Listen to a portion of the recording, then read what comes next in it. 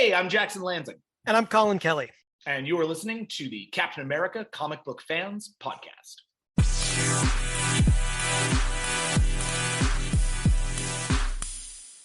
Greetings, Cap fans, and welcome to episode 93 of the Captain America Comic Book Fans Podcast. This is your host, Rick Verbanis, and I am joined by the best gosh darn co-host out there. That would be Mr. Bob Lucius. Hey, Bob. I like your moxie, Bob. Yeah, you're on the beam. What's buzzing, cousin? The only thing I got out of that was moxie because my mom used to drink it. Oh, I thought I would greet you in a 1940s style, Bob. Considering the comic that we're covering tonight, which is Captain America, Sentinel of Liberty, #1. Ah, yes. Yeah. So the only thing you got was moxie. Okay. Do you know what moxie means? Isn't it like spunk and energy or yeah. Strong nerves, courage. Yeah, there you go. Yeah. And then, like a kid of that. Yeah, and then you're on the beam, Bob. I don't know what the hell that means. Oh, it's on the right track. Of course. Okay. You're cool.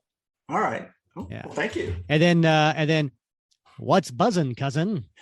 I like that one. I'm going to start using that one. Yeah. You know what that means?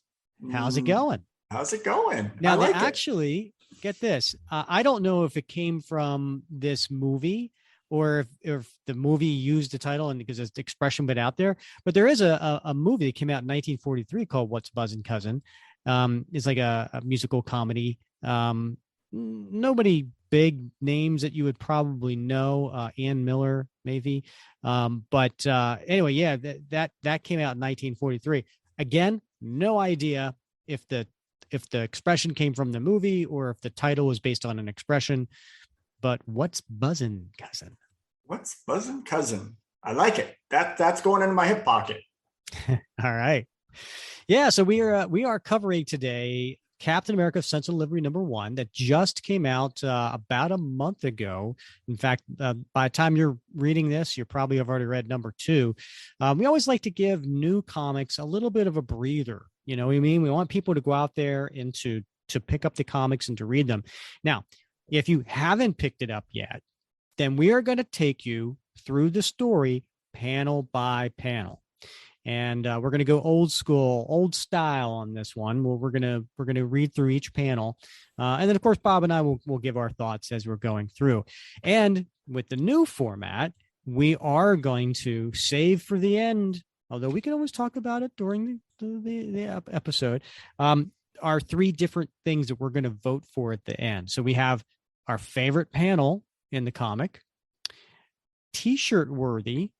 So that could be a panel, that could be a page, it could be the cover, it could be a quote, and then time capsule. What do we want to put in the time capsule? Now, the time capsule generally means something that we feel captures a certain time period. Traditionally, we would like it to be something that captures this time period so that when people open it up 100 years from now, they'll be like, oh, in 2022, that's what this was going on. But who knows? Maybe we'll do something that's time period for something else. But those are the 3 things that we will vote for at the end. Do you already have them in mind, Bob, or are you just going to wing it? I'm going to wing it. I mean, I think I know what I would like. Yeah, all right. I got 2 of them, 2 out of 3. Excellent. All right. And just for everybody's sake, Bob joined the call just before we started recording, and he said, "What are we covering tonight?" That's Mr. Boy Scout. He's always prepared, folks. I want my reaction to be fresh, Rick. It's a good thing I didn't say, "Oh yeah, it's that interview that you said you had a guest you were going to provide." Yeah, good thing. So a couple of things, Bob. We did get another review on Apple Podcasts. And so we, if you are listening and you can get on Apple or iTunes and go ahead and leave us a 5-star review, we may read your review here on the show. We really do appreciate it because it does help us get recognized on Apple and iTunes, and always trying to get the word out there to our fellow Cap fans. All right, Bob, this one is from Little Mook 24. I see that look on your face, Bob, not to be confused with Little Mook 23. Right. Yeah. I mean, it boggles my mind that there were 23 before Little Mook 24. Did I ever tell you, I had a customer at my comic store back in the day, and I had an email and e-newsletter that I would send out weekly, and I'd always ask customers like, "Hey, what's your email address? I'll put it in the system for this." And the guy looked at me. He says, "I can't remember, but it's at yahoo.com." And I was like, "Well, that's not going to help me." He goes, "No, that's my email address. I can't remember, but it's at yahoo.com. I was like, "That's brilliant. That is totally brilliant." That is awesome. But I'm surprised it was Yahoo and not AOL back then. Way back. It might have been. It might have been. We're talking, this was probably 15 years ago, something like that. Right. Yeah. Back in the dark old days. Yeah. So Little Mook 24 titles their review as "Love it!" ! "I love the deep dives these guys take. They are constantly pulling out little tidbits of information about Cap that I may have missed when reading. Also, they interviewed the best creators, getting the behind-the-scenes information that every Cap fan loves." Well, thanks, Little Mook. That was nice. We appreciate that. Thank you very much. And we will also, next time we have a contest, we'll enter you in. Speaking of interviews, we are covering Captain America: Sentinel of Liberty today, and the writers of this particular series that just is launching, Jackson Lanzing and Collin Kelly, were guests on the show 2 episodes ago. So if you want to get like the lowdown on their thoughts and ideas for this series, take us through the pitch that helped get them with Alana Smith, the editor, and how they blew her mind and all this fun stuff. You need to check out. It's a great interview. It's a great time talking with these 2 guys. Bob, you should probably check it out too when it comes out. Yeah. Bob was under the weather and he couldn't make it. I was. Yeah. I'm disappointed too, because those guys are doing a bang up job. Yeah. Well, they said they want to come back. They said, how about we come back in 6 months and then you tell us how good we're still doing? Because apparently in 6 months, the bleep hits the fan. Right. So we'll see. So we'll have them back on. All right. Oh, speaking of the bleep hitting the fan, Bob, I really wish we were still doing our contest to lose weight. Are you down to 10 pounds? Oh God, no.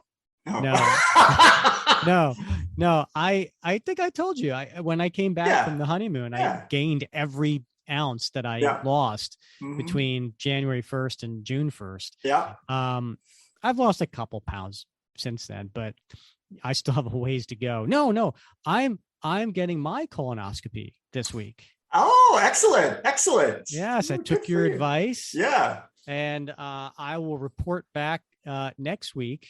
Nice. How I'm doing. But hey, listen, if you're a guy out there, you're around 50 or older, time to start doing it. Yep. If you recognize all the songs in Stranger Things, it's time to schedule your colonoscopy. All right. Nicely put. Yeah. So I'll let you know how that goes. Right. Hopefully I lose 5 pounds like you. Right. Oh, I'm sure you will, my friend. Let's feel light as a feather. So let's get to the issue on the cover here, Bob. I'm gonna let you take this one. Maybe you can describe to the listeners how amazing this cover is by Carmen Carnero. Yeah. Well, it is amazing. I mean, it's phenomenal, Rick. And, I don't have the artistic sensibilities that you have, but as even a dummy like me can look at this. Cap is he's in that pose where he has just chucked his shield. He's just released it, right?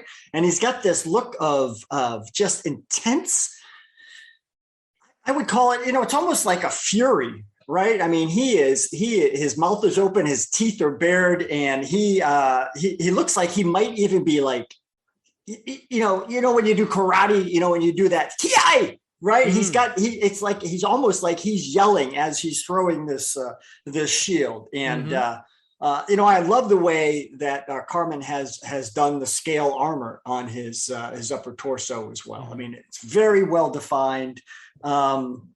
And that shield, Rick, it's coming right at you. So you can't really see the whole shield. You might see 95% of it because it's actually, he's thrown it and it's coming off the page right toward you. There's a reflection in that shield, and we see a masked face. And I don't want to give it away yet who that masked face is, but he emerges later on in the story. But it's just a wonderful cover. Just the colors, the sharpness, the movement that Carmen has captured. Great stuff. Yeah. No, well put. It's certainly an action posed cover. And yeah, Carmen's she does a great job here. And I agree with you on the Cap's uniform. You don't see it here, but you will see it inside. The only thing that it's going to take some getting used to for me is the collar. Like if you remember when DC relaunched with the new 52, they had Cully Hamner design and Jim Lee drew all these different new versions of the DC costumes, and almost all of them had this like short little collar around, and so Carmen's given Cap that. It's not something I'm used to seeing, so it's going to take getting a little used to on that. Now the logo. Now, if you listen to the interview that we had with editor Alana Smith, and if you haven't, check that out. It's episode 86. It's great stuff. She revealed the thought process that went behind the titles for Captain America: Sentinel of Liberty and Captain America: Symbol of Truth, which is the Sam Wilson series.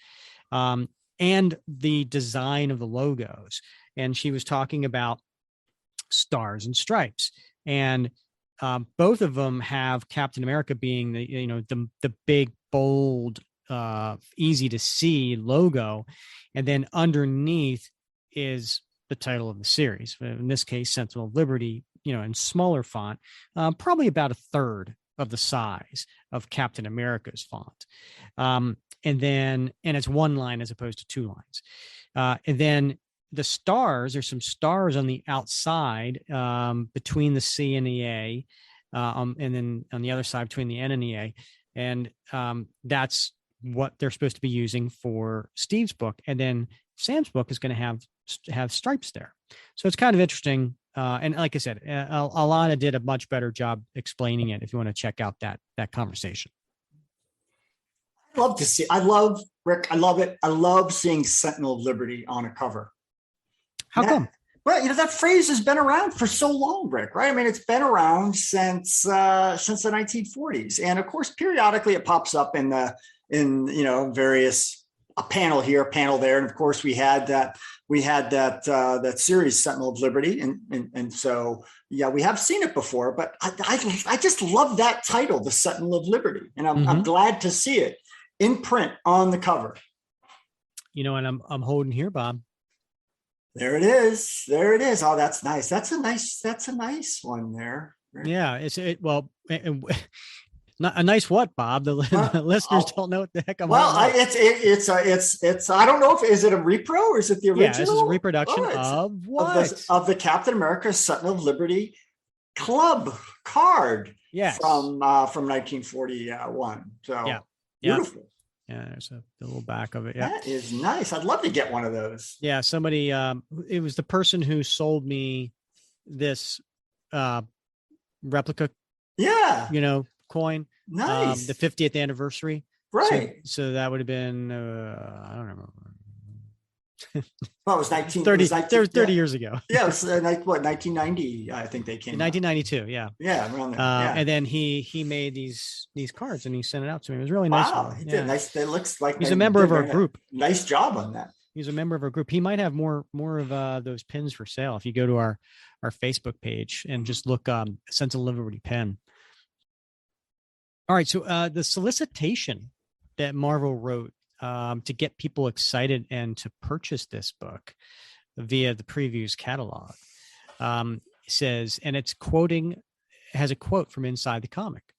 And the quote is, "The shield isn't what you think. It's not your symbol. It's theirs." And then it goes on to say, "The shield is one of the most iconic images in the world. It stands for hope, justice, and the protection of the innocent. It also holds a secret, undiscovered until now, that will change the way Steve Rogers views the 20th century and how he chooses to fight in the 21st. Nothing is what it appears in this game-changing Captain America run by Jackson Lanzing and Collin Kelly and Stormbreaker, Carmen Carnero." And that's what they call a series of new artists that they feel are like really top of the game. They call them Stormbreakers. Wow. That Rick, that I don't know about you, but when I hear that solicitation, it makes me nervous, but it makes me excited, right? I mean, it's not your typical solicitation, and they're playing with fire when you're playing with the shield, right? And so, I mean, it could either go really, really badly, or this could be amazing. And so I think that is a little bit of the trepidation that I feel, a little bit of the fluttering inside, but also just like a little bit of excitement, right? A lot of excitement actually to see what they're going to pull out, because I know these writers, I've read their stuff before, and they write some amazing stuff. So. Yeah. Anytime you start talking about it holds a secret undiscovered until now, there's a little trepidation because you're like, oh, what are they going to retcon? You know, but after talking with them, check it out. You know what I mean? Like, give it a chance. So let's get to it. So the creators we already talked about, which, the writers we mentioned, Collin and Jackson, and the penciler Carmen. She's also inking her own work in this issue. The colorist is Nolan Woodard, and the letterer Joe Caramagna, and then the editor is Alana Smith. Like I said, we had her on, so check that out in episode 86. So when we open up this beginning page, this is a larger than standard issue, by the way. So because it's the first issue, I'm going to read the little preface that's above the logo in the opening credits page, and there's a silhouette of Captain America standing there with his shield. 1940, as the world teetered on the brink of global war, frail Steve Rogers entered a secret laboratory and was transformed into the American super soldier. For 5 thrilling years, he fought the Axis powers until a freak stroke of fate threw him into suspended animation. When he awoke, he was a man decades out of his time. Since that fateful day, Steve Rogers has sought his destiny in this brave new world. And it says Captain America, created by Joe Simon and Jack Kirby. And we go inside, and there is a series of 12 panels that go 4 across, 3 down, and they're all the same size. So it's almost like a movie frame, right? So you get to see kind of like what's happening. And we're inside something called the Forge. and kind of looks like what do you call a steel mill, right? Where you see there's some smelting going on. Yes, and there's like a liquid pit of burning metal, and there's fire, and the coloring is all what you would expect if you were in that room. It's like all orange, right, from the fire and the metal. And somebody is working. They've got the mask, that they have like a welder's mask and a welder's apron, and they're working on Captain America's shield. And you see them with cutting at it, and it appears like it's just one guy. That's the impression I get, but I don't know, Bob. What do you think? Do you think? Yeah, it could go either way, Rick, but I do agree with you. I think it's one guy, and he's fulfilling each of the roles along the production process. Mm-hmm. And then you see a soldier in a winter coat and a helmet with a rifle over his, so he's almost like a guard, right? And he's outside, and he looks to what's going on inside, and he sees the light, which gets his attention. Now, Bob, I'm looking at that helmet. Yeah, it looks like a German World War II does. Helmet. I was thinking the exact same thing, and I was like struggling. Like, okay, well, yeah. I don't want to second guess anyone. I was like, well, maybe the artist didn't understand, but no, that the artists and the writers, they did their research on this. So that is indeed a German helmet. Yeah. So then the German guard starts trying to get in, but the person who was working on the shield is trying to stop them. And then it looks like that person is running away to escape, but left the shield behind. And this is 1941. And it's a unpainted shield, but it looks like the finished product. And then we hear Captain America's voice. This is what I know. And we cut to the next page, and it's actually a double page splash. And if you know what a splash page is, right, it's a page that is one panel as opposed to multiple panels. Then a double page splash is two pages coming together to form one gigantic image. And if you remember when we had Ron Garney on, he talked about how he really liked doing the double page splashes, and he felt it was almost like a song, right? There was like a beat, beat, beat, beat, boom, beat, beat, beat, beat, boom. He kind of felt like there was like I don't know the best way to describe it, but it's a rhythm. Thank you. Yes, okay. It was a rhythm. We'll have to wait and see if Carmen feels the same way, but she's certainly starting off the series with an amazing image. And inside, so you have Cap in his full uniform standing there with his shield in the very, very center. And it's a large image. It takes up the whole page. Then it's basically the rings around him. So it's almost like his shield, right? Where he's the center of the shield, where the blue is and the star, and then there's the three rings around. And that's what we're seeing here. And so we have multiple images, and they kind of, move. So I don't want to ruin the rhythm of what is being said. So I'm just going to describe this, and then I'll read what's Cap's thoughts are here. But we are looking at, Cap and Bucky in World War II fighting Nazis. We're seeing Cap during World War II standing in Britain, basically inspiring soldiers. He's standing kind of on top of a tank. We see also in that same circle, Cap dancing, as Steve Rogers. We presumably maybe a Peggy Carter from that time period. Then we have a inner circle of villains, right? And these are some of Cap's most notable villains. Obviously, there's the Red Skull, and then you have Arnim Zola and Dr. Faustus. You have Adolf Hitler. Cap's punching him in the inner circle. You got Baron Heinrich Zemo, which was the older one. You have Wolfgang von Strucker.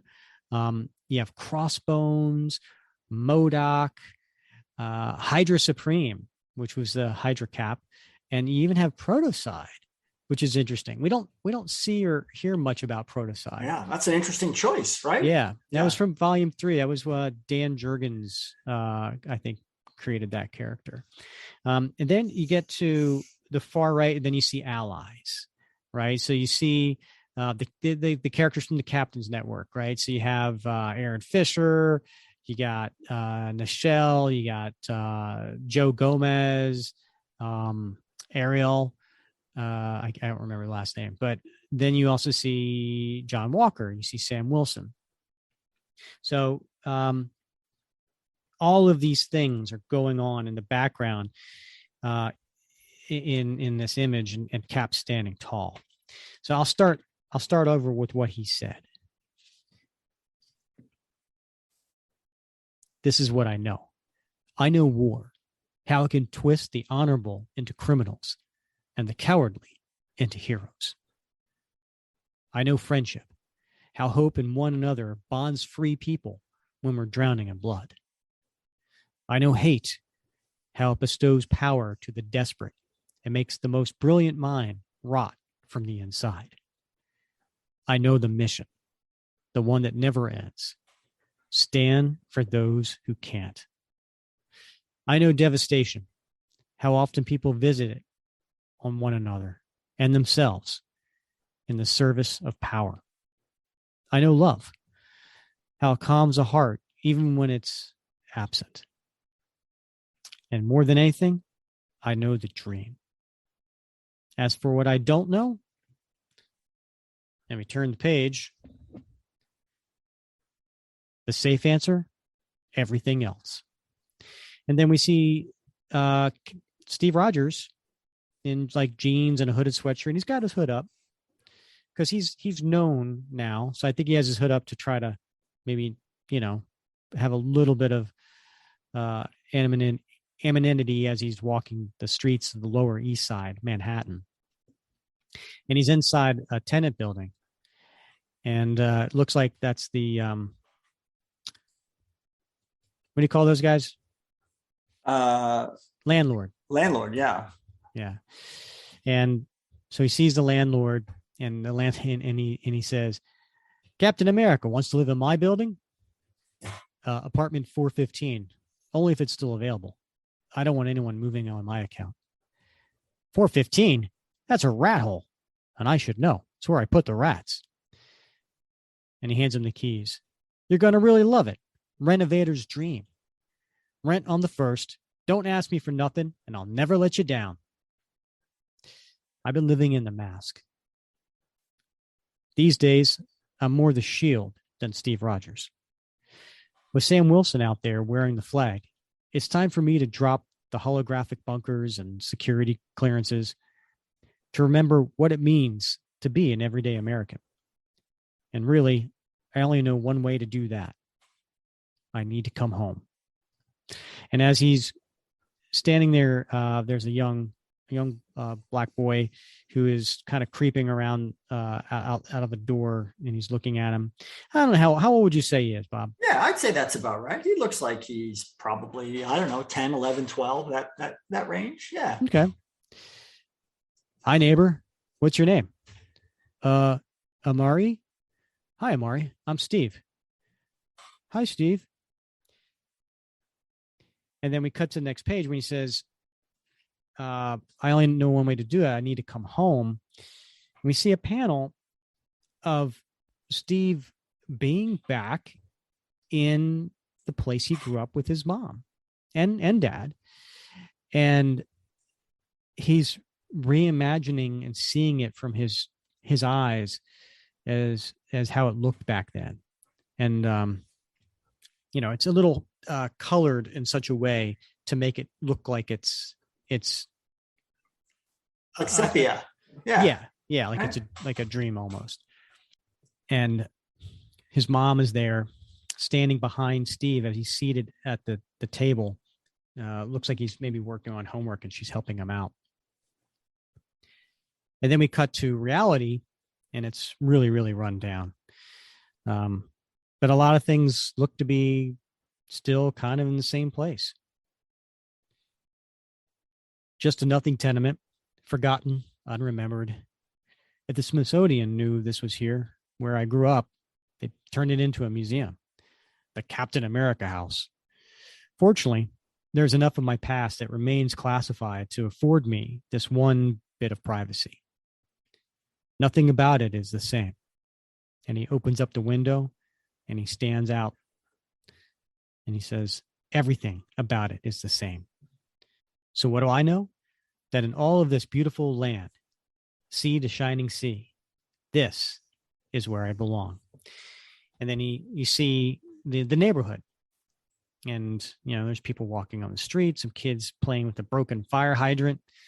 And that also kind of turns into that sepia color that so kind of blends, like current time and old time. And he's standing on the top floor of looks like a 4-story building outside on the fire escape. Just a thought to my head, Bob. I think it's appropriate that he's on the top floor because so there's going to be probably some ways where he's going to jump out and go up to the rooftop. Right. That'll come in handy later. So let's pause here. Let's talk about this page because I think I've talked to you before, or at least I saw your maybe comments about that in the Facebook group. This is a great page. It is. It's a powerful page, Rick. That the juxtaposition between that first panel on the page and the second panel on the page, the apartment back in presumably the late 1930s when Steve was still quite young. And its modern look, with certain things still in place. The fireplace mantle's still there. There's still a table in the middle of the room. It even looks like there's the old radio, the old time radio there as well. That to me is like, man, I don't know why when I saw this, it was just a super powerful image to me. It gave me goosebumps, right? Because we've talked about Steve having a private life and that whole thing, but I'm always moved whenever I get to see scenes of Steve before the super soldier. Yeah. Yeah. And one of the things that I mentioned to Jackson and Collin during our conversation a couple of weeks ago was, when they talked about having when they talked about giving Steve a life, I was so grateful because, and I told them this, I said, if anybody ever asked me, who's your favorite fictional character of all time? I don't say Captain America. I say Steve Rogers. And so Steve's that important to me. So to see, right off the bat that they're not ignoring who Steve is and what makes Steve and his humble beginnings and then we'll get more into this book. We'll see more about Steve. Right. Yeah. And I love that they brought him back to the Lower East Side of Manhattan too. Not Brooklyn. Yes. All right. So we cut to the next page, which actually is another double page splash. I'm almost hesitant to call it splash, but it is double page because it does, the story goes from left to right, left to right, left to right over these two pages. But it's really cool because we see Steve in like jogging shorts and a t-shirt and sneakers running, but he's got the shield. He's running with the shield. And that's not something we're used to seeing Steve run or be out in public in his civilian identity, just carrying the shield. Lugging it around. Right. Yeah. If you want to blend in, that's not the way to do it. Right. So he's jogging on the bridge, and he's jogging, by the train tracks. He's jogging through the park. He's jogging by, it looks like the United Nations, and he's amongst the people. And he says, "My mornings all start the same way: a jog around the island, 32 miles. I bring the shield with me. Folks are always more excited about the shield, which, after the last few years of grand directors and hate mongers and the Red Skull, suits me just fine. They shouldn't see me when they see the stars and stripes. They should see themselves. Bucky thinks I'm only doing this because Sharon's been called away on secret business. And Sharon would say I can only think when I'm punching Nazis or moving faster than 70 miles per hour on foot. But there's a peace in solitude and joy in community. 32 miles, with the shield always pointed toward them, to remind them and myself of the greatest lesson I've learned since I woke up from the ice. The shield belongs to all of us. Of course, some lessons aren't so easily learned. And I highly advise everybody out there, if you don't have this comic, pick it up, because this art is amazing, right? You just seeing all the stuff that's happening between him and the kids and the community. It's really fun to watch. Yeah, and the thing, Rick, I mean, you sort of struggled with this a bit, right? Because you're like, well, it's a double page splash. Normally, you would see these scenes in separate panels. Exactly. But Carmen dispensed with the panels, right? There's no borders here. This is all one flowing motion of Steve running his 32 miles through these different parts of the community. It's really a wonderful, wonderful art. Mm-hmm. What do you like to wear when you run your 32 miles in the morning? That's it. Plus, I'm usually in my car. I like to wear my car. Yes, yeah. I'm with you on that. So the next page, we see Steve in his civilian identity, and he's in an art class. But it's talk about more modern, right? It's he's not drawing with a pad and pen, pencil, or paint. He's drawing on a computer screen.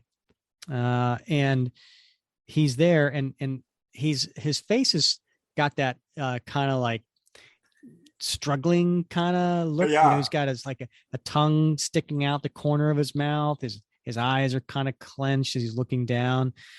And I have to reread what was said before. It says, of course, some lessons aren't so easily learned. And you turn the page, and it says, and that's why man invented community college.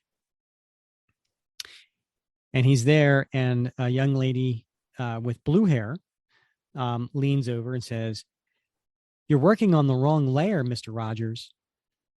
Mia, she sits next to me. Her work looks like magic. No, shoot, I am, aren't I?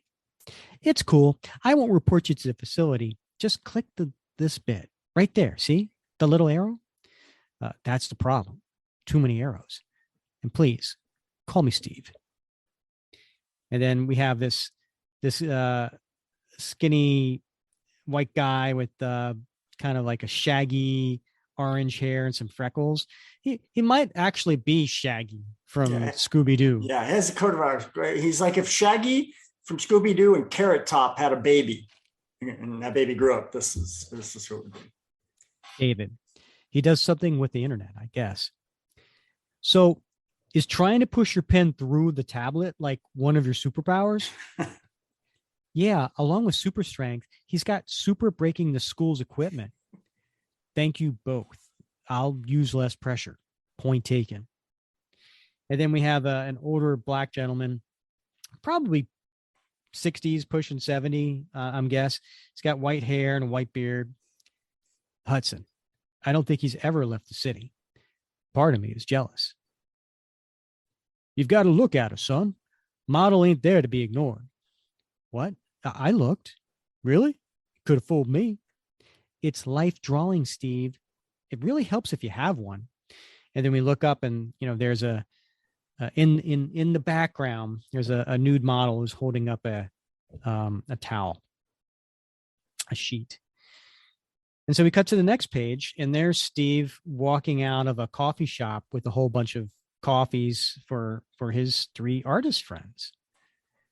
I'd almost forgotten what it was like to have friends, civilian, non-supersuited, earthborn, regular, actual friends. And next panel, it's Steve and Mia at a baseball game. I guess it looks like a Yankees. Now, here's something interesting. He's wearing a Dodgers uniform. Did you know that Steve was a Dodgers fan? Was it the New York Dodgers? Did they used to be out of New York? I don't know. I don't follow baseball. Yeah, I don't follow baseball from the 40s. So, but I know they're not originally from LA.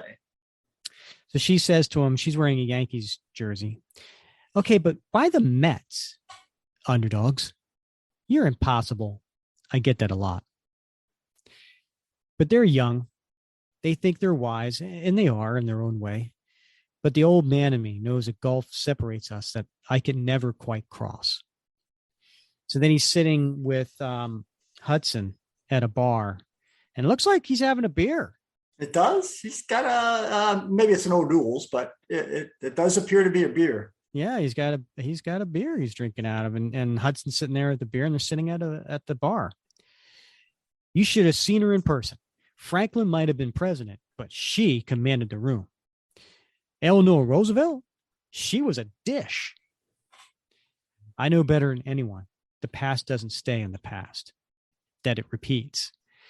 And then he sees Amari, his neighbor, in an alleyway, and he looks like he's been hit. And he's leaning over, and he's got his hand reassuring on his back, and his other hand with his palm out, offering help to help him up. I love how Carmen captured that. Yeah. Right. There's a lot of ways she could have drawn this, but in two motions here, with his hand on his back and his hand extended in front, both actions being very, very reassuring. That's awesome. Yeah. Beautiful panel. And she's got just the look on Amari's face, right? I mean, he seems brokenhearted and sad, and with that reassuring gestures from Steve, it's a wonderful panel. I used to get bullied in this same alley. Let me teach you what I've learned since. And Amari's like trying to punch him in the gut. That you can only, and getting back to what he said, I know better than anyone that the past doesn't stay in the past, that it repeats, that you can only see it properly with time. Ain't that the truth, Bob? Yep, sure is, my friend. Right? They don't say hindsight's 20/20 for nothing. Nope. And then the last panel on this page, I love it. Steve's coming back to his tenant room, right, which is apartment 415, and he's got his keys, and what is he putting it in, Bob? Got that Spider-Man key dish. Yeah, it was like a little bowl that has Spider-Man's mask on the inside, and he's putting the keys in there. Yeah. I didn't ask Jackson and Collin if that was something they wrote or if Carmen just kind of threw that in. Yeah, that'd be interesting to ask next time. Radio 2 checking in. Anyone interested in tea and a sunrise? Over. They call us the greatest generation, but we call ourselves Radio Company. And so there's Steve sitting there in his chair, and he's got his like CB going, right? So that he can talk to his friends via the CB radio, which is something, they used to do back when he was younger.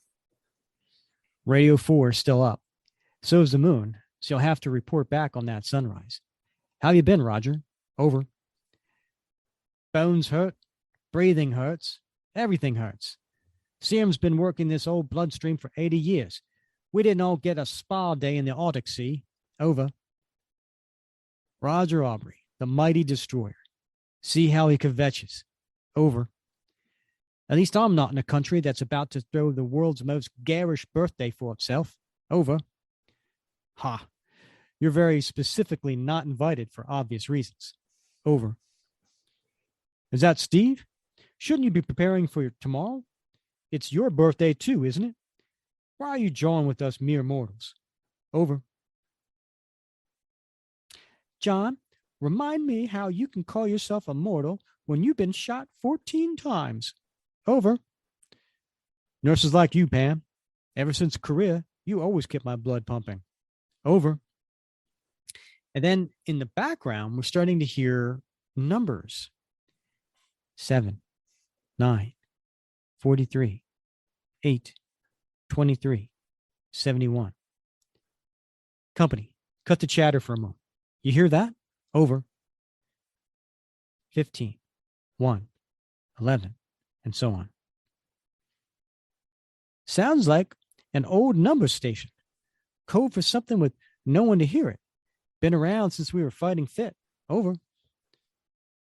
Except that wasn't broadcasting yesterday. It's new. Over.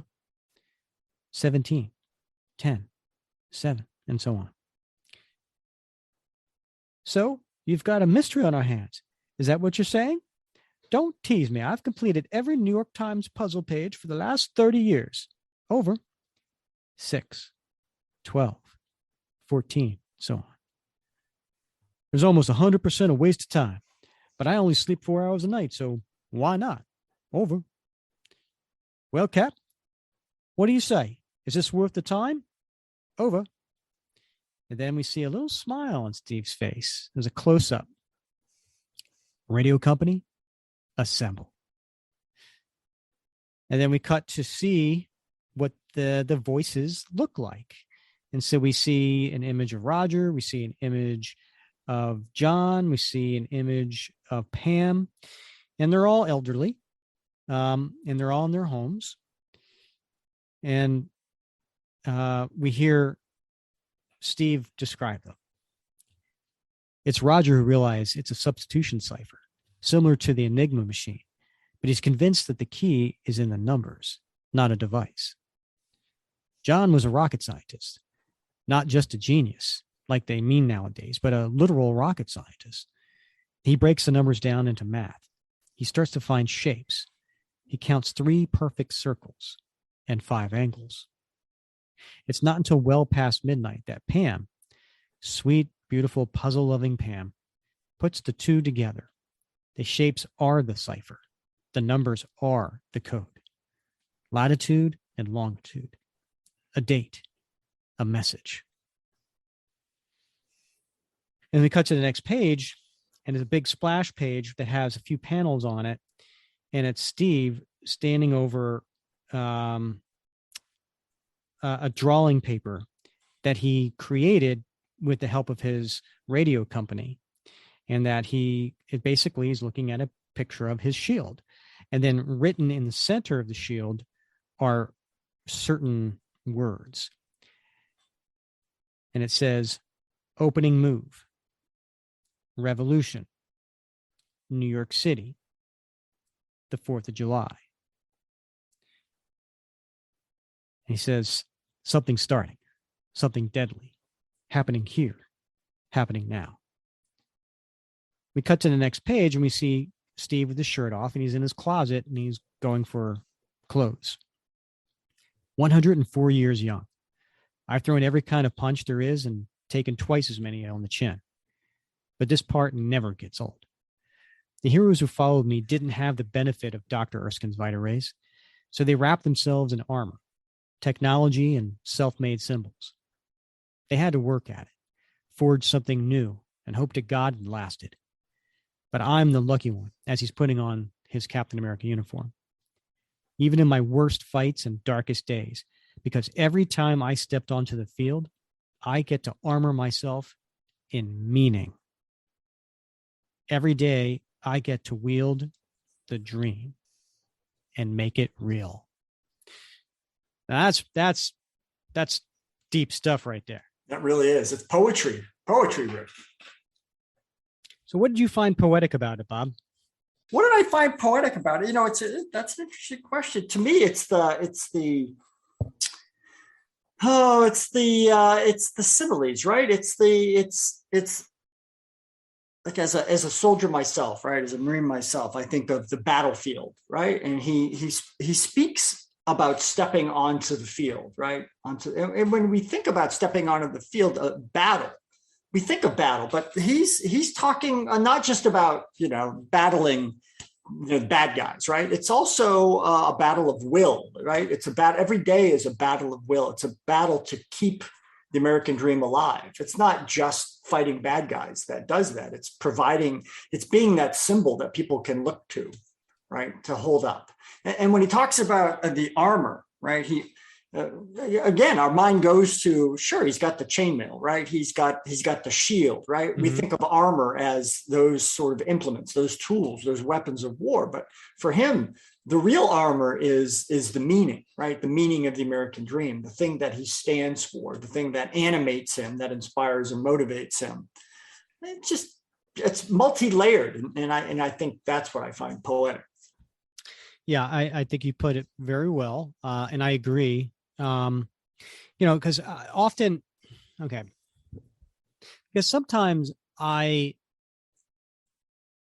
pause and I think about Captain America's uniform, and sometimes it's been like thrown in my face, like a villain might say, like a Red Skull or something might say, like, oh, you have a very you garish costume, drape yourself on the flag, and they're like, oh yeah, he does, and really, if that person was standing next to you wearing that full uniform, you would kind of look at it and be like, that is a little garish, like it is, like it stands out like a sore thumb. It's not a cool looking costume. And so sometimes I that hits me, and not often, because most of them it's kind of like seeing somebody like if they have a birthmark, right? Like you don't see their birthmark anymore. You just, you're so used to it. It's just kind of like whatever. That's how I am with that uniform. I don't think about that, but sometimes I pause, think about it. But I like that I'm pausing and thinking about it this way. And the fact that, armor myself in meaning, like what that flag stands for and how that's his armor. Yeah, you're right. It's very poetic. And whether he's wearing the uniform or not, he's still wearing that armor. Mm-hmm. Right. And that's what makes Steve, right? Don't confuse the uniform with what makes him Captain America. 100%. Because many people have worn that uniform. Yeah. All right, so we turn the page, and here it is, this is the third double page splash by Carmen Carnero. And this one's, man, the detail on this one. I mean, this could be a poster. You want to describe it? I don't even know where to begin, Rick. It looks like they're overlooked. They're on a building, both Bucky in his Winter Soldier garb and Steve in his Captain America uniform, on a building overlooking looks like Times Square, maybe. Yeah. There's obviously, it looks like there's a parade and a festival going on down there. There are Stark Unlimited Zeppelins in the skies above. All the screens are lit up on the buildings with different imagery of the 4th of July, Statue of Liberty, Happy 4th of July messages. It's ticker tape is in the air. It's a really busy picture. It's the sort of thing that you want to almost look at on a digital media so that you can like zoom in and check out different parts of that splash page, because it is phenomenally detailed. It really is. I mean, you look at there's also, and you did a great job describing it, but there's also some blow up inflatables, like you see in a parade, like a Macy's parade, right? That they're floating in the air. So you've got an eagle that has the stars and stripes. You have an Uncle Sam. You've got Uncle Sam's hat. You have Cap's shield, like you have those. And then on some of these big giant screens. In addition to the messaging, you see some people, and you see the Statue of Liberty. And then if you look closely to the far right, there's a Betsy Ross sewing the American flag. I mean, there's like all these different details. Like if you just don't, if you just turn the page, you're going to miss it. But ultimately, what do we see here? And that is Steve and Bucky standing guard, looking over everything. And Bucky says, next page, 7 hours and nothing but celebration. You sure the signal's legit? I'm not taking any chances. 8.5 million people, Buck, and they're all in the streets today. And only about 1.5 million of them are dressed like you. Happy birthday, Steve. Looks like the world's got cap fever again. Then we better not let them down. And then Buck takes a grappling hook and shoots it up to one of the Zeppelins that was passing by. And he starts zipping up the cable. Comms check. Don't get distracted by the parade. Loud and clear. Don't get hit by the fireworks. Come on, Steve. While you were in the ice, I was running covert assignments against every superpowered target on Earth. And then he gets up on top of the Zeppelin and he kind of rolls. And as he's rolling, he retracts the cable, grabs his rifle, and pulls up the scope, all in like one quick motion as he's rolling. Ninjas avoid me at all costs. I fought Wolverine to a standstill. Loki once tried to trick me and end up with a broken jaw. I may not be the Winter Soldier anymore, but that's the one benefit of a life of violence. My eyes are always open. And then you see what he's looking at in the scope, and it's like a barge, that's in the river coming closer. Target on the East River. Fireworks barge. Picking up a strange energy signal. Antimatter explosive. Haven't seen tech like that since I was on the Man on the Wall. And haven't seen that uniform since the war. I see him too. Isn't Roger like 90 years old? And Brian's been dead since 1953. Yeah, this is someone new. And he's going to regret taking the colors of men I respect. And we get to the next page and we see the costume. And so it's a full jumpsuit that's like black, that has like a couple of red stripes going vertical, and then utility belt, but it's the mask. It's the mask it's a little scary looking because it's like a skull mask with red glowing eyes, but then there's space for hair to freely flow. And then we start to see fireworks because it is 4th of July. In 1941, Brian Fallsworth infiltrated the German line under an assumed name. He was the son of heroes, hoping to be one himself. When he was captured, the Nazis made the mistake of jailing him with Dr. Erich Schmidt, a German patriot and old friend of Dr. Erskine's. Within a month, with only the scraps available to them in the camps, Dr. Schmidt has made Brian a super soldier, the Destroyer. We fought side by side over in England. He later took his father's name, Union Jack, while his boyfriend, Roger Aubrey, took up Brian's mantle. Brian died in 1953 and left behind a legacy of heroism. Regardless of who wore it, that mask struck fear in the heart of fascists for a century. This guy thinks he can turn that legacy into a symbol for whatever terrorist agenda he's peddling. He thinks history isn't watching, and heck, maybe it isn't, but I am. So just pause here for a second. So I wasn't really familiar with the Destroyer. Mm-hmm. I was like, well, who is this character? And I looked him up. And it is interesting. And so it's a character that does come from, the Golden Age. And it has an interesting history. So the two characters that he was talking about, Brian and Roger, were actually probably the earliest gay couple in comics, which is something that Jackson and Collin brought up in their interview. And Roger is the British guy that was part of the radio crew. So interesting that we see Roger and then the character, the destroyer here. Yeah. It's a bit of a convoluted history too, Rick, right? I mean, I encourage readers to do a little digging, because it is, a typical Roy Thomas, the way he took a golden age hero, the destroyer, and married it with the invaders stories of the 1970s to create a larger historical structure where these characters operate. But again, another stroke of genius by Roy Thomas. Yes, I agree. So during this, Cap he gets closer, and then he throws the shield and nails the destroyer. And then, of course, it ricochets back to him. Drop the detonator. This can end without any more violence. But you have to take off that suit. It doesn't belong to you. You actually showed, you neo-fascist trash pile. And here I thought the boss was bluffing. I love the unearned confidence, but this is so much bigger than you.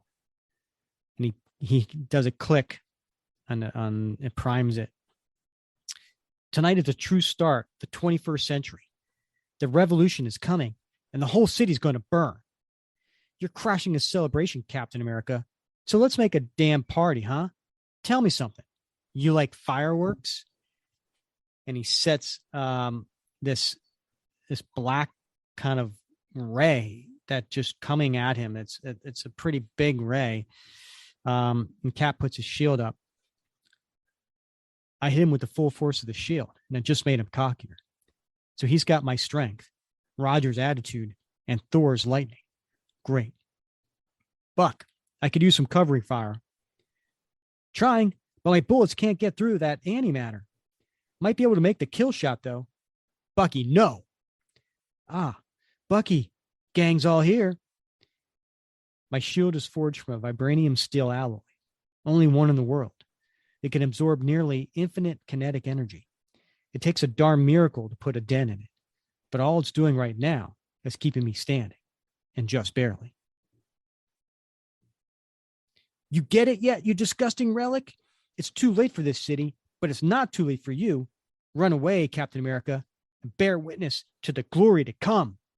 And just then, the destroyer explodes the back of the boat that Cap was on, and with that jumps high into the air to land on top of the Zeppelin. I mean, that's a pretty big force right there. Yeah. And then we see the Winter Soldier with his rifle and the scope pointing at him. Hi, Bucky. Big fan. Sorry in advance. He's so sure he's got this one. And the facts bear him out. He's 1,000 feet up, unleashing all this power on my best friend. And I'm doing laps in the East River. That's the thing about super soldiers. It's why we exist at all. The name itself is a clue. We're not soldiers. Not really.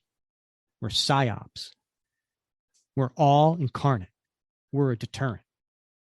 We win the fight before it's fought by making the other guy run away. This new destroyer knows that. He's using his power expertly. But he's young, new enough to the game that he hasn't learned the first thing about fighting me. And in the meantime, he tells someone to release one of the blimp things that, the inflatables, and it happens to be Captain America's shield. And they're like, "You heard, Cap, let her fly, boys." And as it's floating up, Cap jumps on it to get up to closer to the Zeppelin. And we get to the next page, which is a full page splash, but we do get to see multiple versions of Cap, right? And so we see like 1, 2, 3, 4, 5 versions of Cap as he's jumping and running and throwing his shield. And he says, he hasn't learned the first thing about fighting me. I'll run, but not away. Never away. So as we get on top of the Zeppelin, and the guy's shooting a ray and just nailing Bucky. Every day since they made me, they told me stories about you, the great century weapon. They'll tell stories about me after today, and you'll be nothing but. And Cap nails him in the head with the shield. And then Bucky says, "Big talk, but you're wrong, dirtbag. It's you who's going to be nothing." And he takes his gun and he starts firing. But Cap jumps in front of the destroyer with his shield to deflect the bullets. "No, Buck, there's been enough destruction today." And then he turns and he punches the kid so hard it shatters his mask. "It's time for answers." The device hums like something from Dimension Z. What's Dimension Z, Bob? Wasn't that Arnim Zola's dimension, Rick, from, what was it, Volume 7? It was. That special kind of song that only Eldritch weapons can sing. What's an Eldritch weapon? That I'm drawing a blank on. Yeah, me too. It sounds like hate. I know what to do with hate.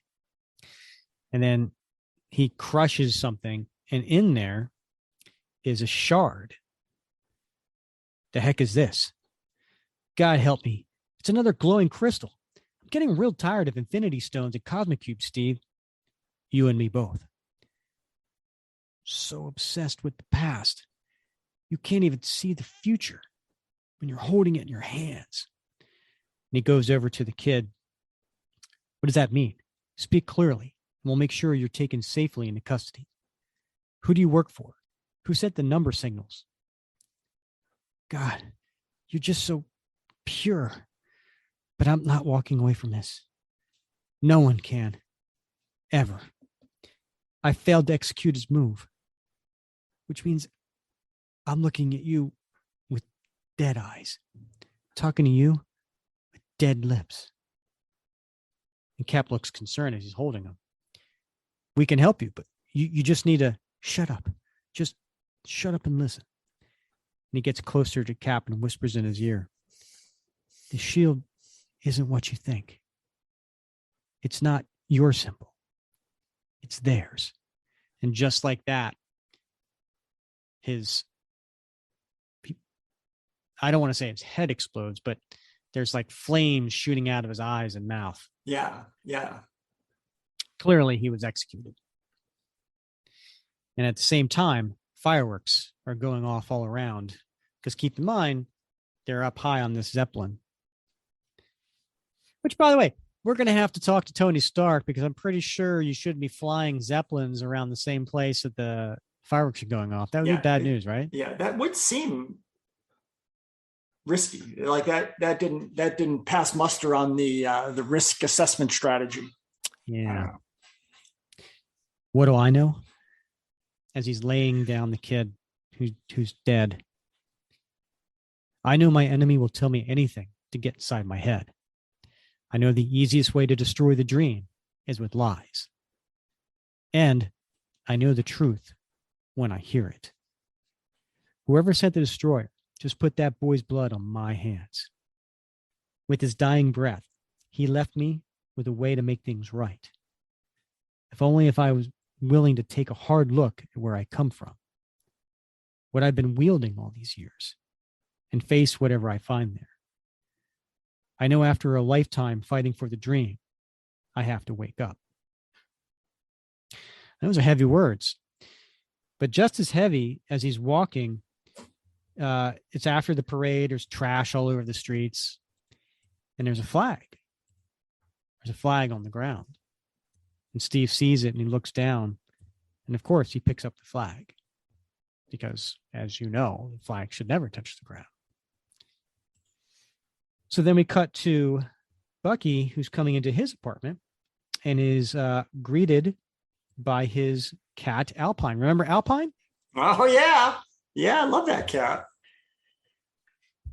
And if you're curious about Alpine, we did cover the Falcon and Winter Soldier miniseries. And Alpine had a role in that one. That was back in episode 27. We covered that 4-issue miniseries. It was really cool. And Bucky says to Alpine as he's walking into a dark apartment, "It's like Venelin always said, Alpine, the lost glove is happy, but I'm not lost anymore." And he takes that shard that came from the destroyer's gear, and he puts that shard on a table. And then he sits there on his bed, and he's looking at a wall that is like a map. Like you see like those serial killers that got like stuff thrown all over a wall. Right, with the string. Yeah, the string attaching different and parts pictures of people and articles and dates. And that's what he's got up on his wall. But in the center of all of that is a big star. And one of the shards is now filled in. And Bucky looks at it and he says, 1 down, 4 to go. So we cut to the last page, and it's a 9 panels, all the same size, and we see a guy there. I don't know, Bob. It's hard to place his age. He could be, he could be any age, 20s, 30s, 40s, 50s. It's really, because it's a dark silhouette. We really can't make him out very well, but he is dressed very well. He's dressed nicely. He has a cape, kind of like a suit with a cape over it, and he's got a cane. He looks like a man of wealth and power. Yeah, absolutely. And I have no idea what his accent is. Mm-hmm. What accent do you think it is? You think it's American? You think it's British? What do you think? I think he strikes me as he would have an Eastern European accent, but I don't know.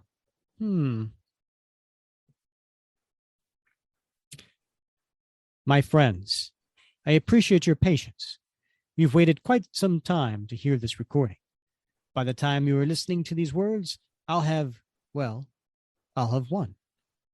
So consider this bit of braggadocio, like dear Fidel was so fond of. I know it's a daring gambit, but I do hope you're not too surprised. We both know what kind of game you're playing. We both know what I am. The classic game, as we all know, is rife with pawn sacrifice. And that will be what you think I have done. Because you designed this whole thing on the classic game, of course. The only game that mattered, because in all of your years of boundless life, you never learned to play checkers. So I got across the board when you weren't looking and turned my pawn into a king. Your greatest failure, your absolute downfall, I've put Captain America on the board. And that's just my opener. The 20th century was a draw. The 21st will be played for keeps. Forward, the revolution.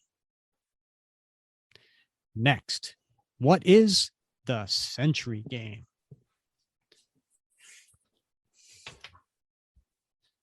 Well, damn. I'm completely lost in that last page, Rick. I know. So there's something called the century game. And according to solicitation, right, it's Cap's going to find out something about the 20th century that will help him determine how he fights in the 21st century. So the century game, according to this last character, was a draw. And the century game was being played by who knows. I would imagine these are people of wealth and power across the globe. And now there's a new game afoot for the 21st century. And so that's interesting. But initial thoughts on this new series of Captain America? Well, I love it, Rick. You know I love it. I love the art, and the writing is punchy. It's got mystery. It's got sentimentality. It's got philosophizing. It's all the stuff that I love. Yeah. When we sat and said, okay, we know there's going to be a new Captain America series. And what would we like to see in the new Captain America series? What would be the writer that we would love to hear? You and I had a difference of opinion, right? You like a political story. You like something that gets you thinking, and kind of like a temporary type of thing, putting Cap in that element. Yeah. I like those, but I was in a mood for more of an adventure, right? Getting back to more of a Mark Waid type of story, more of like a, an adventure, less contemporary. I don't want to have to be thinking about issues going on right now. This seems to be a nice blend. Yeah, it does. It hits all the nice sweet spots for everybody, right? It gives you the action, gives you the philosophizing, gives you Steve's private life or something a little bit different that we haven't seen in a while, and it gives you pouches. Yes, pouches for sure. It's interesting about the Shield. I like the fact that the Shield, like Steve, very early on was like, it's all about the Shield, right? The Shield belongs to everybody. And that was a theme that came up in the United States of Captain America. That was a theme that, heck, that's why we have two Captain Americas right now. Like Steve's like, I'm not the only one, Sam is wearing the flag as he, or the stripes or whatever he said. So yeah, I think it's interesting to see the story behind the Shield. Now, I have gone on record. I have stated I don't like the Shield that's on the cover of this. I don't like the star. Right. I've gone on record. I like the painted star, like that. That's what I grew up with. That's what I like. They started, I think it was in the MCU is the first time I recall seeing the star being 5 pieces, like these that are all looks more like 3D rather than a flat painted star. Yeah. And so I always preferred the flat painted one.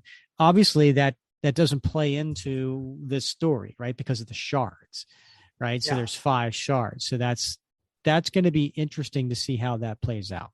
Right. It's interesting it's always interesting to me because we guys who've been fans for a long time, there are certain touch points. For you, it's that star, right? It's the etched surface. For some people, it is the pouches, right? We have debates on the Facebook group frequently about should Cap have pouches? Why does he have pouches? Some folks are very, very much opposed to pouches. Some folks love pouches. Some people hate the chainmail. And some people hate the chainmail, right? So little features of the uniform that have changed over time. They've ebbed and flowed, gone back and forth, but they can certainly evoke strong reactions from readers. Yeah, and don't get me wrong. I think Carmen Carnero is doing a really great job. I'm enjoying her artwork. Absolutely. And she does a nice job between doing a good Steve and a good Cap. She does really, really good backgrounds. I think she's going to only get better too. Based on what I'm hearing, what I heard from Jackson and Collin. Right. And I think if I'm not mistaken, it was in the discussion with Alana, and it probably came up with Jackson and Collin, but Carmen does mostly digital art. Is that correct? Right. Yeah. So we're seeing a little bit of a transition. It's becoming more and more popular. We see Steve using it. Steve is a pen and paper sort of artist, but we see him trying to learn how to use the tablet, probably some tool like Procreate. And, it's a little bit of a nod maybe to Carmen's preferred style. But yeah, we're seeing really digital art, which is a shame in some sense, because I'd love to own some of these pages. Yeah, I know. I'm the same way.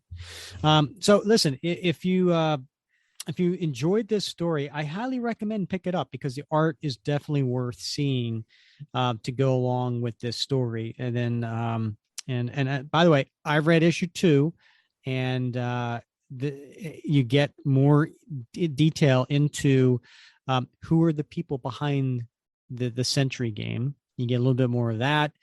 You get a little bit more of Steve's personal life. You find out a little bit more about the Forge. You find out also it ends in a big cliffhanger. Ooh. Yeah. It does indeed. So Bob, let's go through the favorite panel, t-shirt worthy, and time capsule. So I think we should go back and forth. Who goes first? All That right. way we don't right. always get sniped. So let's see who goes first. We'll do rock, paper, scissors. We're only gonna do one. All not right. best of three. All right. We're gonna do rock, paper, scissors, shoot. All right. Ready? Okay. Rock, paper, scissors, shoot. All right, we both did the scissors. Okay, ready? All right. Rock, paper, scissors, shoot. We both did the paper. All right, here we go, man. Rock, paper, scissors, shoot. What are you doing? I can't see. Scissors. All right, you go first. All right. All right. What's your favorite panel? All right. My favorite panel, Rick, it's going to have to be that double page splash page with the concentric circles. You know, come on, man. Come on.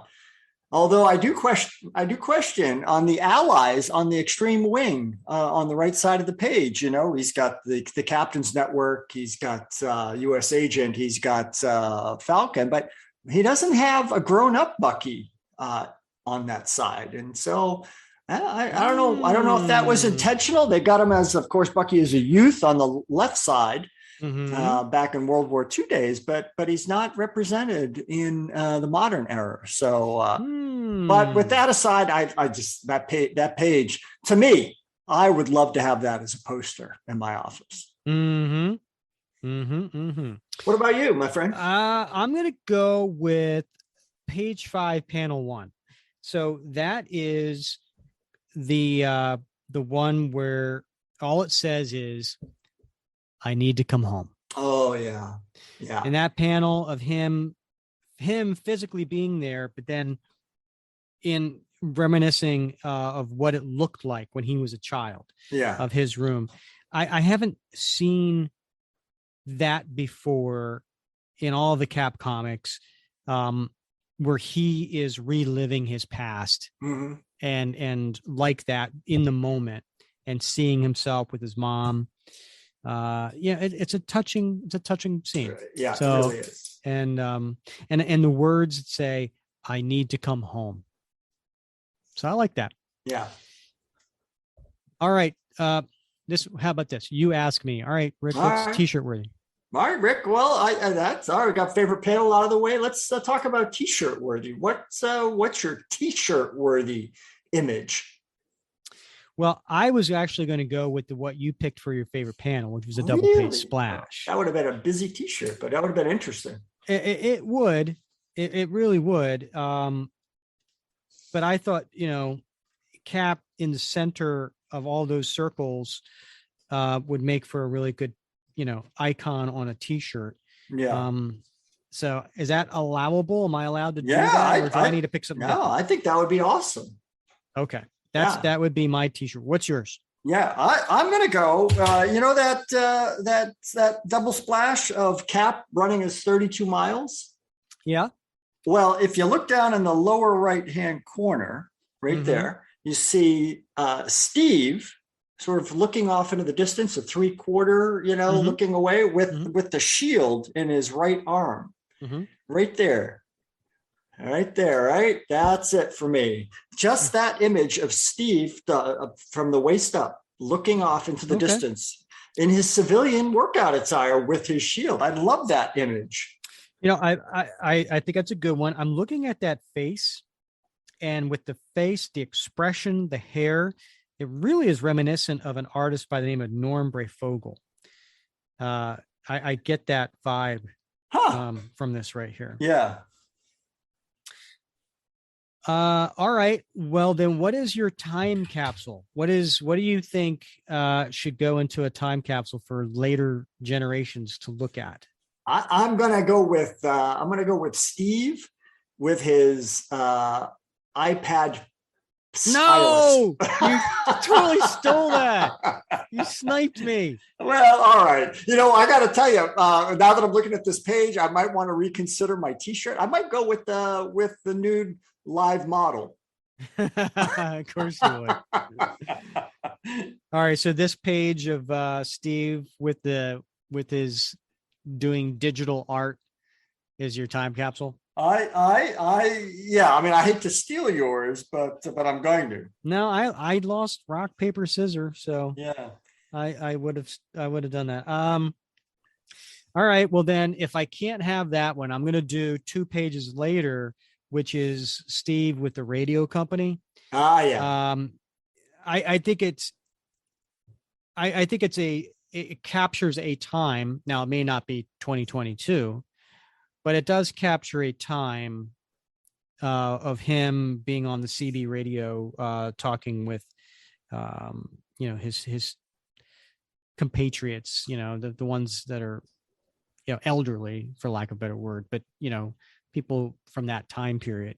So that's my second choice. I do love, I love this, that little radio unit that he's got, right? Because it's and I think it's technically, I think it's a ham radio, right? Which uses ultra high HF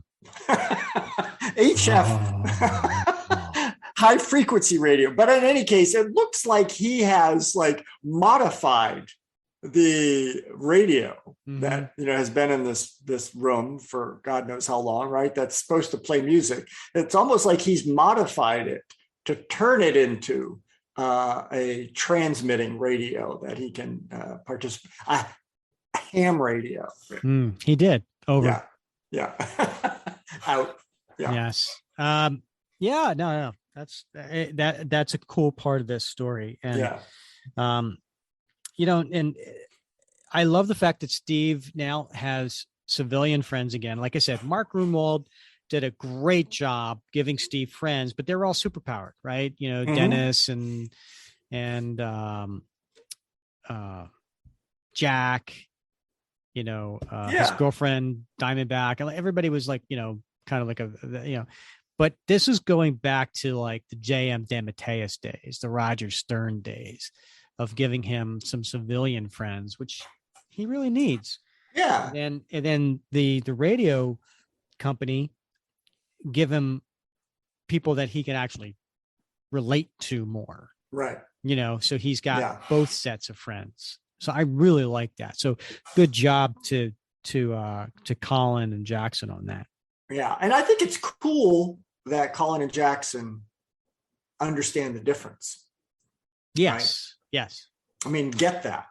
And don't just paper it over with, he's got friends that look like him, that look like his age, but they understand that, he can have friends of the current generation, but he can also have friends that he can relate to that know and have shared common life experiences with him. Right. Just like you, for example, like you have some friends like me, they're comic geeks, but then you have your military buddies, right? Like that's a whole nother experience that you had with them, that, you can relate to that you couldn't relate to with your comic buddies, what I mean? So it's good to have both of those. Right. Yeah. Everybody go out there and pick up Captain America Sentinel of Liberty #1, add it to your pull list. You will not be disappointed. This is starting off to be a really, really fun series. Yep. 100% agree. 100% agree. Get both of them while you're at it. Yes. Because we also covered Symbol of Truth. So if you want our review on Captain America Symbol of Truth, the Sam Wilson series, check out episode 88. And we went through that one panel by panel. All right, Bob, as always, it's been fun wrapping Cap with you. Do it again soon, my friend. All right. He's Bob Lucius, and I'm Rick Verbanis, and you have been listening to another episode of the Captain America Comic Book Fans Podcast.